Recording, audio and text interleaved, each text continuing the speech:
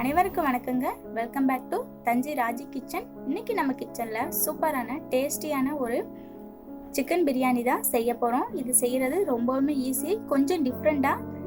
எப்படி செய்யலான்னு வாங்க பார்க்கலாம். அதுக்கு முன்னாடி நம்ம சேனல் தஞ்சை ராஜி கிச்சனை சப்ஸ்கிரைப் பண்ணாதவங்க மறக்காமல் சப்ஸ்கிரைப் பண்ணிடுங்க.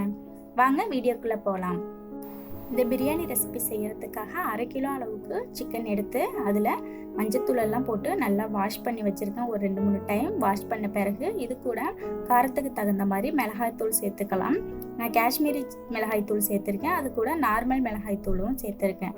அது கூட கொஞ்சமாக மஞ்சள் தூள், அப்புறம் 1 டேபிள் ஸ்பூன் அளவுக்கு இஞ்சி பூண்டு பேஸ்ட்டு சேர்த்துருக்கேன். அது கூட கொஞ்சமாக கரம் மசாலா, அப்புறம் இந்த டிஷ்ஷுக்கு தேவையான அளவு கொஞ்சமாக உப்பு சேர்த்துக்கலாம். உப்பு சேர்த்துட்டு நல்லா மிக்ஸ் பண்ணி வச்சுக்கலாம். நல்லா மிக்ஸ் பண்ணிக்கணும். இந்த மசாலாவில் சிக்கன் நல்லா ஊறி வரணும். அதனால ஒரு 1/2 மணி நேரம் போல் இதை ஊற வச்சுக்கலாம். இப்போது ஒரு குக்கரில் தேவையான அளவு எண்ணெய் சேர்த்துக்கலாம். எண்ணெய் சேர்த்துட்டு பட்டை, கிராம்பு, ஏலக்காய், கசகசா இதெல்லாம் சேர்த்துக்கலாம். இதெல்லாம் சேர்த்துட்டு நல்லா பொரிய விடணும். நல்லா பொரிஞ்ச பிறகு 2 பெரிய சைஸ் வெங்காயம் நீல வாக்கில் கட் பண்ணி வச்சுருக்கேன். அதையும் இது கூட சேர்த்துட்டு நல்லா பொன்னிறமாக வதக்கிக்கலாம். இது போல் நல்லா மீடியம் ஃப்ளேம்லேயே வச்சு வதக்கிக்கலாம். இது கூட 2 டேபிள் ஸ்பூன் அளவுக்கு இஞ்சி பூண்டு பேஸ்ட்டு சேர்த்துக்கணும். இதையும் சேர்த்துட்டு நல்லா வதக்கிக்கலாம். நல்லா வதங்கின பிறகு 2 மீடியம் சைஸ் தக்காளி, நல்ல பழுத்த தக்காளியாக இருக்கணும். அதை நல்லா கட் பண்ணி வச்சுருக்கேன். அதையும் இது கூட சேர்த்துட்டு நல்லா வதக்கிக்கலாம். தக்காளி வதங்கிறதுக்காக இது கூட கொஞ்சமாக உப்பு சேர்த்துக்கலாம். உப்பு சேர்த்துட்டு நல்லா வதக்கிக்கலாம். இந்த ஸ்டேஜில் நம்ம மசாலாவோட கலந்து வச்சிருந்த சிக்கனை இது கூட சேர்த்துக்கலாம். எல்லாத்தையும் சேர்த்துட்டு நல்லா கலந்து கொடுக்கணும். நல்லா மீடியம் ஃப்ளேம்லேயே கலந்து கொடுத்த பிறகு 1 கைப்பிடி அளவுக்கு புதினா இலை க்ளீன் பண்ணி வச்சுருக்கு. அதையும் 1 கைப்பிடி அளவுக்கு கொத்தமல்லி தழை, அப்புறம் 1 கத்து அளவுக்கு கருவேப்பிலை, இது போல் எல்லாத்தையும் நல்லா மிக்ஸ் பண்ணிக்கணும். இந்த புதினாவோட ஃப்ளேவர்லாம் சிக்கனுக்குள்ளே நல்லா இறங்கி வரும். அந்த அளவுக்கு நல்லா மிக்ஸ் பண்ணிவிட்டு புளிக்காத தயிர் 1/2 டம்ளர் அளவுக்கு சேர்த்துருக்கேன். இதையும் சேர்த்துட்டு நல்லா கலந்து கொடுத்துக்கலாம். கலந்து கொடுத்துட்டு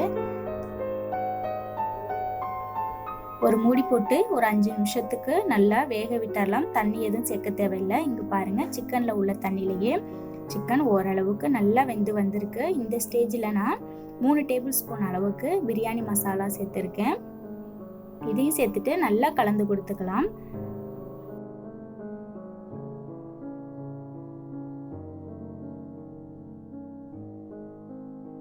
இப்போ நான் 2 பெரிய டம்ளர் அளவுக்கு அரிசி ஒரு 1/2 மணி நேரம் போல் ஊற வச்சுருந்தேன். அதை தண்ணியெல்லாம் எடுத்துட்டு நாம் எடுத்துக்கலாம். எடுத்து இந்த சிக்கன் கூட சேர்த்துக்கலாம். இது போல் எல்லா அரிசியும் சேர்த்துக்கலாம். நான் நார்மல் சாப்பாட்டு அரிசி தான் சேர்த்துருக்கேன். உங்களுக்கு தேவைன்னா பிரியாணி அரிசி, சீரக சம்பா அரிசி எது வேணாலும் சேர்த்துக்கலாம். சேர்த்துட்டு 1 கப்புக்கு 2.5 கப்புங்கிற அளவுக்கு நான் தண்ணி சேர்த்துருக்கேன். இதையும் சேர்த்துட்டு நல்லா கலந்து கொடுத்துக்கலாம். கலந்து கொடுத்துட்டு உப்பு பார்த்து செக் பண்ணிக்கோங்க. உப்பு பத்தலைன்னா லைட்டாக போட்டுட்டு காரத்துக்கு தகுந்த மாதிரி பச்சை மிளகாய் அது கூட சேர்த்துட்டு குக்கரை மூடி போட்டு மீடியம் ஃப்ளேம்லேயே வேக விட்டுடலாம். மீடியம் ஃப்ளேம்லேயே ஒரு 4 விசில் விட்டு எடுத்துக்கலாம். ஸ்டீம் அடங்கின பிறகு எடுத்தோம்னா சூப்பரான டேஸ்டியான சிக்கன் பிரியாணி ரெடி ஆகிடும். பாருங்கள் எவ்வளோ ஜூஸியாக இருக்குதுன்னு பாருங்கள்.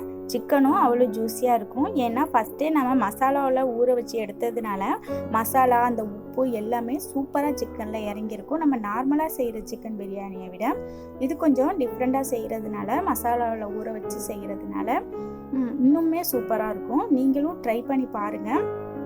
இந்த வீடியோ பிடிச்சிருந்துச்சுன்னா லைக் பண்ணி, ஷேர் பண்ணி, கமெண்ட் பண்ணுங்கள். மறக்காமல் சேனலை சப்ஸ்கிரைப் பண்ணிவிட்டு பக்கத்தில் உள்ள பெல் ஐக்கானை கிளிக் பண்ணிவிடுங்க. தேங்க்ஸ் ஃபார் வாட்சிங்.